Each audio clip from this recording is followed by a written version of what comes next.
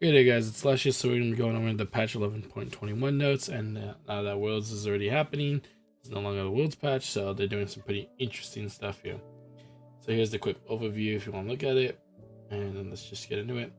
Oh yeah, and from this patch, which is now live today as of this video releasing, and for the next patch, the all chat is going to be disabled for the next two patches. So I'm sure you guys already heard about this. I didn't make a video at the time because I was on my break. Sorry about that, but yeah, I don't have much to say here since I already disabled my chat anyways, but I know this is very infuriating for most, and I think it's a terrible solution. I don't think it's even a good idea, even though I already have my all chat disabled. I think the way it is now is perfectly fine, how on default you have to enable it, and you have the option to disable it. If anything, I want the option to disable my team chat more than just disabling all chat. So, kind of dumb, but guess we'll see how this plays out in Riot's way. So the first change we'll get into here is for Akshan. Akshan's E is getting reduced by the base damage per shot from 80 to 110 to 30 to 90. Pretty big overall per shot. I mean, that's just because Akshan is so good at spiking on 2 or taking 2 points into his E at level 3 and just going for an earlier trade on a boomerang E swing. It's really devastating. So maybe this way people have to be more strategic with their E's and just can't land the Q and then just E and almost kill you instantly off of it, or just ignite and let you die. Definitely a good nerf because Akshan is really strong for sure, and it's not like a huge nerf where it ruins the champion. It just allows a little bit more counterplay and more strategic options. Next change is Graves. The bonus armor per stack on his E went from 6 to 10 to 4 to 16, or that's 18, my bad. So it's down 2 at max. Although it is only 2, it is still really big since it's per stack, and if I remember correctly, Graves can stack up to 10 times, so it is a good amount here. And it really helps since most Graves these days do go shield bow, and he gets pretty absurdly tanky with the shield and the health and the increased lifesteal as well. So this will definitely help a lot to deal against them, but I don't know about nerfing Graves particularly without nerfing some of the other top tier junglers like Kayn and Jarvan and Xin, so pretty interesting change for sure. But it's not make or break anything like that. So here's the first big buff we got here. We got a huge buff to Jinx where her total attack speed passive steroid is now from 15% to 25%, which is pretty big. 10% that stacks up every time you do get excited. The range on your chompers went up, and the cooldown from your super mega death rocket went down as well by 20 seconds on rank 1 and 10 seconds max. Overall, really good. I mean, E and R change is nice, but nothing to rave home about. But the passive is very big. 10% is quite a lot, especially when you get to have an uncapped attack speed as Jinx with the get excited, and you get it per kill too. So really big buff here for sure. I'll probably see a win rate jump quite a bit from this. The low Karthus is finally getting a slight nerf here with his E mana restore reduced early and scales more with rank. This is probably to hit him from laning bot so much, or just laning in general. So they're making the mana restore go down from 20 to 15, and most people do not max this skill even second, as they like the wall. But if you do max a second, you're losing about 15, or you're losing 5 at rank 1, which is kind of a heavy hit here since it's per minion slain. But once again, it won't really ruin the champion a whole lot. And this is probably to try to mitigate him ADC, but not quite sure how well this is going to do since it kind of hits Karthus everywhere. And here are the changes I was really hoping didn't make it into this patch. So they decided to buff Lux. 4 times. 4 times. So I'm pretty sure Lux skin's coming around because this is a lot. So the attack speed per level went up by 1%, nothing too crazy. A new effect on her passive where illumination mark duration is extended if a Lux basic attack is already in flight to the target, or if final spark is being cast. This is really crazy so that the stack doesn't fall off at the right time, so you don't have those unlucky moments anymore. A pretty nice quality of life change, which is also a pretty slight buff.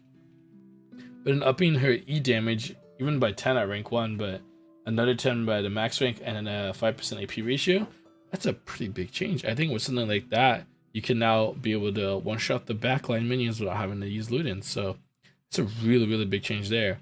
But I think the biggest change, and one of the more frustrating changes, is Final Spark's cooldown going to 60 seconds at rank 1.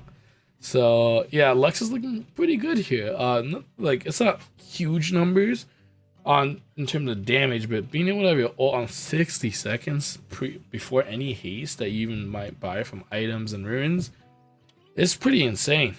It's really insane, and you might have to wonder, like, is there really a LUX skin coming out with 4 buffs? It's quite a bit. Maybe they could have held back on like 1 or 2 of these. I saw some people was talking about how they should take note from Wild Whiff and make Final Spark global instead of giving a lower cooldown. So I would love to see that, but they probably would never do that. And it's pretty interesting to see a lot of buffs like that come in. So nerfing Misfortune, as she is pretty much a pick or ban ADC in higher elos and competitive, by reducing her base mana and making her W mana cost increased as well. So she has a harder time sustaining by using all of her E-poke and get out of jail free card when getting poked out. And this is the funniest change of the whole patch. I would call it the ASOL treatment, as we saw a couple patches ago while ASOL randomly got nerfed. And man, I don't know when was the last time I had an ASOL on my team. I also don't remember when was the last time I had a Quinn on my team. So they're reducing Quinn's W bonus attack speed at the later stages of the game, when she's already fallen off and become pretty useless. So I'm not sure what this change is doing. Maybe one of the rioters got smurfed on by a Quinn main. I haven't seen Quinn in 3 months. I haven't seen anyone talk about Quinn. Quinn falls off pretty hard if she's not super snowballing your game. Really interesting change. I don't know what happened there. Sion's W shield got increased as well, which was pretty nice, and is increased on not only the flat amount but also the health scaling from 12 to 14%. So bigger shield, really nice. Sion's pretty strong big. Giving some extra love there. And Teemo got a really nice change here too, where his blinding dart is a lowered cooldown, and the duration is actually up by 1 whole second at all ranks, and the speed of the Q goes even faster, which is really nice. That kind of sucks, you know, when your blind isn't quite getting there in time to save you when they're getting hit by him. Another interesting change, since I know Viego's a very big topical pain point of most players, regardless of his win rate, because he's very frustrating to play against. They even throw rebuffs, increasing his Q damage AD ratio by 10%. His W self slow was decreased when he's channeling his W by 5%, and his R crit ratio is increased from 75 to 100%. Yeah, that's it's no bueno. People don't like playing against Viego, so the only people that are happy about this are Viego means themselves. Kind of scary. Then we got a nice buff to Xayah. Xayah really needs more than this though, because Xayah isn't not the best spot of most ADCs, but then again, a lot of ADCs aren't the best spot. So the base move speed went up by 5, and the Q cooldown went decreased at later ranks as well. So nothing to rave home about, but a nice change. That's a nice small buff. And then the bigger things that we got are item nerfs. So finally, after being terrorized all of season 11 here, Gorging is being nerfed. So what are they doing? They're making the Thirsting Slash deal 175% base AD instead of 100% total AD.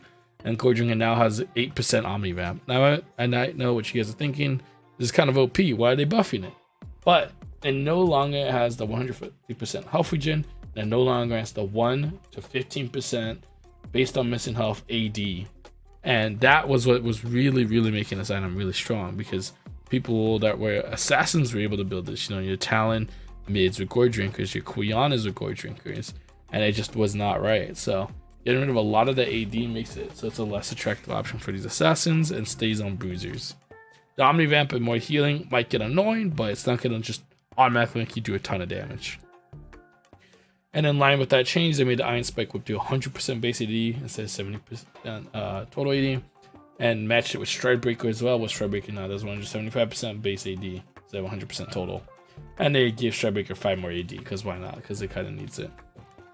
As for runes, they're changing Conquer, so Adaptive Force per stack is no longer 2-5, it's 2-4, and it doesn't last 6 seconds, it lasts 4 seconds. So it's kind of easier to wait out the Conquer, and you have more of a counterplay window, so that the Camille doesn't sit there with him Q charged up on 6-second Conquer stack. So that's kind of nice. Definitely not huge, but definitely nice, especially if you read these patch notes and pay attention. It gives you a very clear window when to let those Conquer stacks drop off.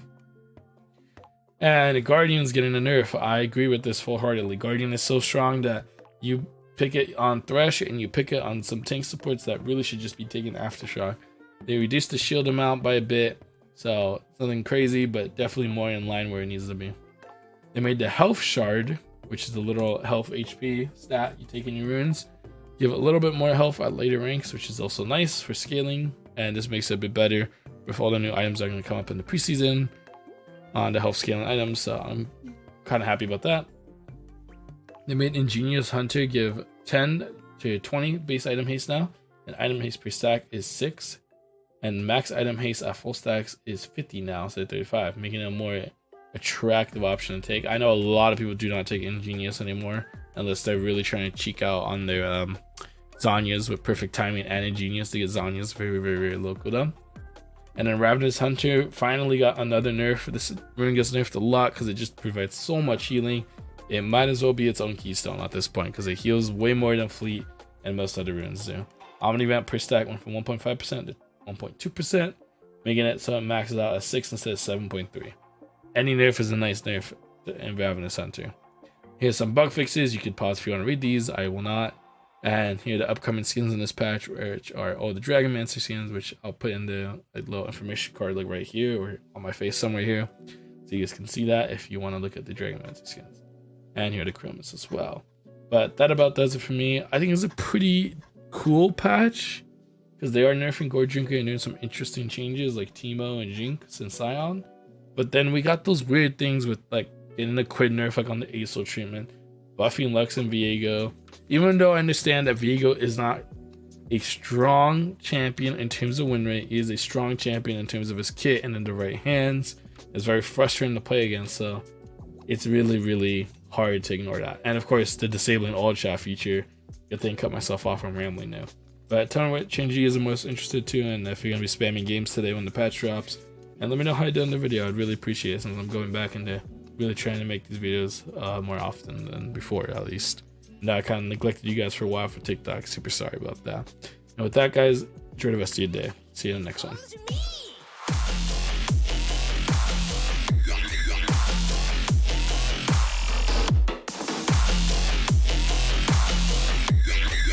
Even death trembles in my presence.